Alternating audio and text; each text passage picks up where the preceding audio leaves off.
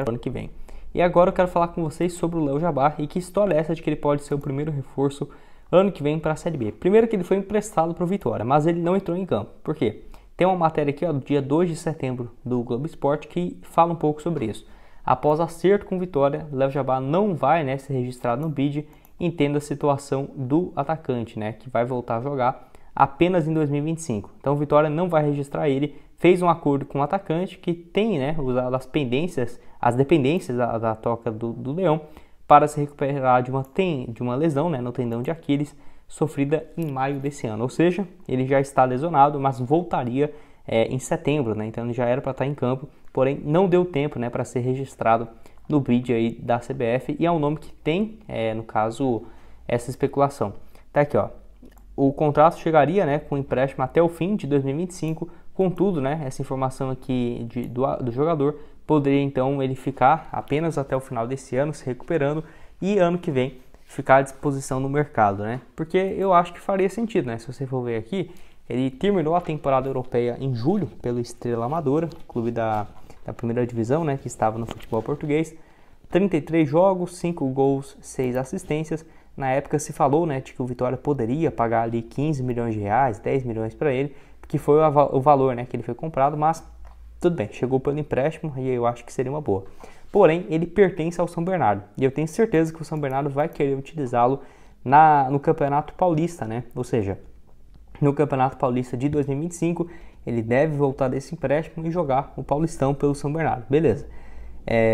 Por exemplo, ele fez isso em 2023, Jogou aí 15 jogos pelo São Bernardo, 5 gols e 2 assistências, e aí se mandou para Portugal, onde ficou durante um ano inteiro. Então, a tendência, de que ele volte desse empréstimo aí do Vitória, joga o Campeonato Paulista, e aí, se o Remo tiver interesse, puder, por exemplo, costurar esse acordo com o São Bernardo, acabou, por exemplo, vamos colocar assim, Campeonato Paulista, ele volta e aí é emprestado para um time da Série B. Ainda bem que o São Bernardo não subiu, senão seria uma possibilidade ainda mais difícil, mas pode deixar sua opinião aqui embaixo nos comentários.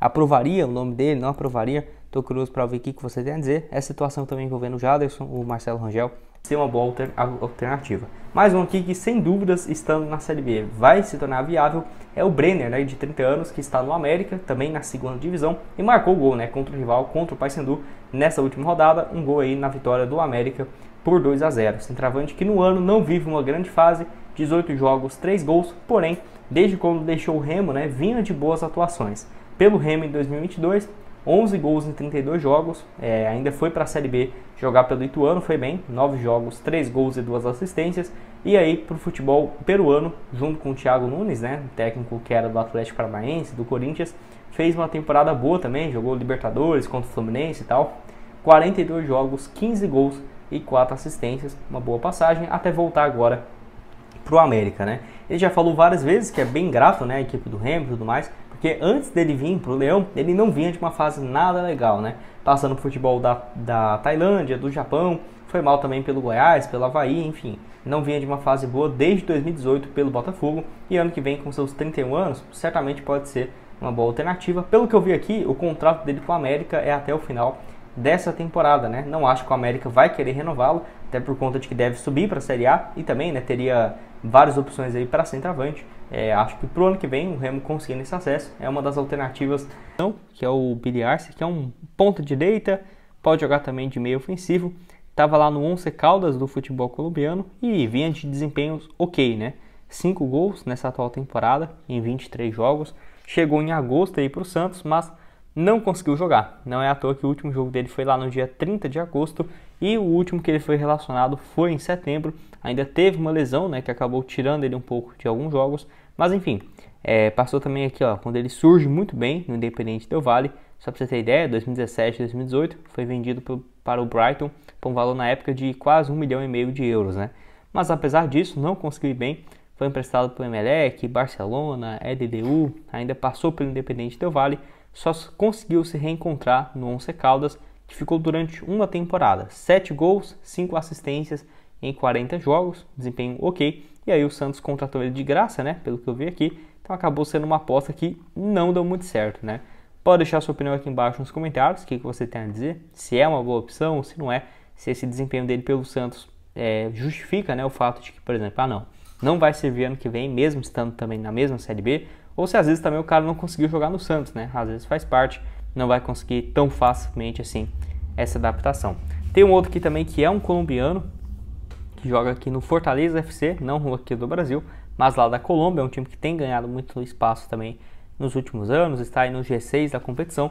Ele é um dos artilheiros, jogando aí como um ponta também, ponta direita, 27 anos de idade, na atual temporada 8 gols e 1 assistência em 29 jogos. Ano passado estava no Deportivo Cali, desempenho ok, pela equipe que é mais conhecida, 33 jogos, 5 gols e 2 assistências, enfim, pode ser uma opção interessante. Ele que é o vice-líder, né, de artilharia na atual edição do Campeonato Colombiano, realmente tem um desempenho interessante, marcou 2 gols aqui no último dia 7 de outubro, né, que foi o último jogo dele.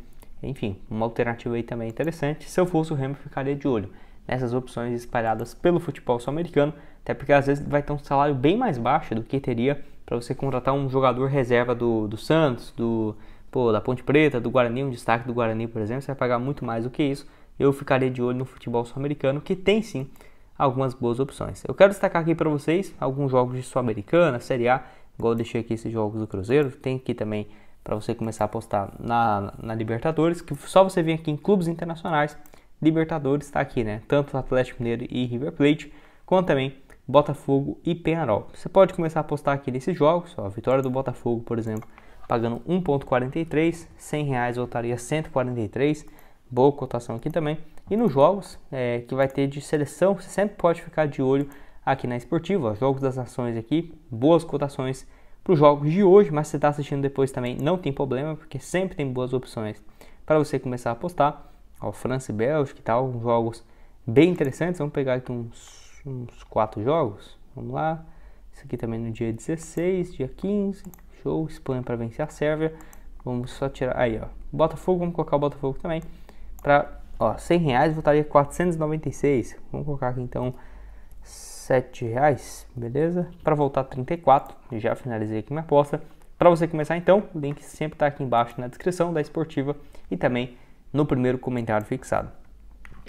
E ser a única opção no setor, não é isso que eu estou querendo dizer. Mas, ainda mais que tem o campeonato estadual ainda, a Copa Verde, tem como você tentar observar, apostar em alguns jogadores com a característica de mais jovem, por exemplo, que foram destaques desta Série C. Como, por exemplo, um cara que eu destaco aqui no nosso vídeo, o Gustavo Maia, um meia, inclusive com passagens pelo Barcelona, no Valência, Internacional, esteve por último no Náutico. Ele tem 23 anos de idade, marcou 6 gols na Série C e deu uma assistência em 18 jogos. O Gustavo Maia, ele tem um acerto com o Sport para o ano que vem, então trocando o Náutico pelo Sport. Deve acontecer isso, mas eu, sendo diretor do Remo, eu ficaria bastante atento nesse jogador também. Talvez, se não der para o comecinho do ano, lá quando começar a Série B, eu acho que o Gustavo Maia não tem muita bola. Ele pode fazer uma função como ponta esquerda, um meia central também, 23 anos, jogador revelado pelo São Paulo, mas que foi negociado ainda muito cedo com o Barcelona B lá em 2021. No ano passado passou rapidamente no Vila Nova